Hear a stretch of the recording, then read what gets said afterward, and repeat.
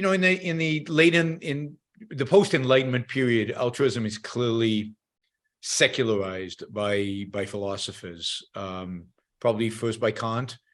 And in what way do you think Kant secularizes the morality of altruism?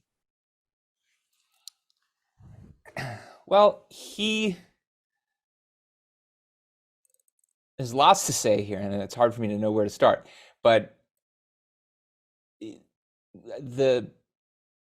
probably the most important contribution he makes here is in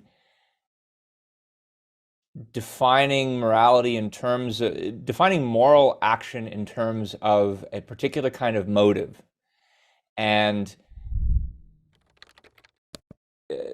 making crystal clear that from his perspective there can be no inkling of self-interested motive in a moral action. Mm-hmm. So it's not sufficient that you are doing something that actually helps people. I mean, there's famous examples that he describes in the Groundwork for the Metaphysics of Morals. Somebody who's a philanthropist, let's say, and who has this great benevolence toward other people, goodwill toward other people. He enjoys helping out other people, but he gets no credit, no moral credit, according to Kant, if that's the reason he's doing it. If he's doing it because it makes him feel good, not only if it just is for some kind of direct self-interested consequence, leave especially aside if like he makes more money because he ends up giving to philanthropy. That would certainly question, challenge, negate the moral credit of his action, even if it's just that he feels good doing it, and that's the reason he does it. No moral credit there. It's the only clear case that he gives where someone gets moral credit is if they hate their life, they hate everybody else, but they tear themselves from their stupor and help people out anyway.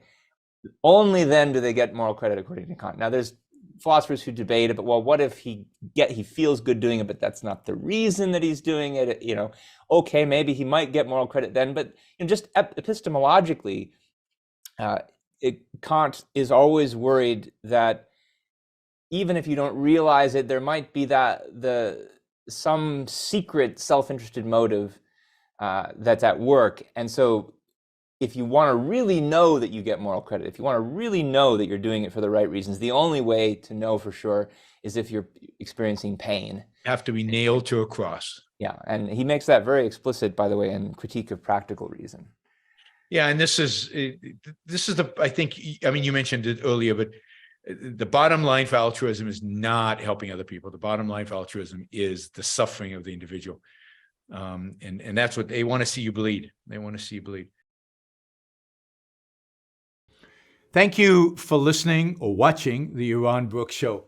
If you'd like to support the show, we make it as easy as possible for you to trade with me. You get value from listening. You get value from watching. Show your appreciation. You can do that by going to yaronbrookshow.com/support, by going to Patreon, Subscribestar, Locals, and just making a appropriate contribution on any one of those channels. Also, if you'd like to see the Yaron Brook Show grow, please consider sharing our content and, of course, subscribe. Press that little bell button right down there on YouTube so that you get an announcement when we go live. And for those of you who are already subscribers and those of you who are already supporters of the show, thank you. I very much appreciate it.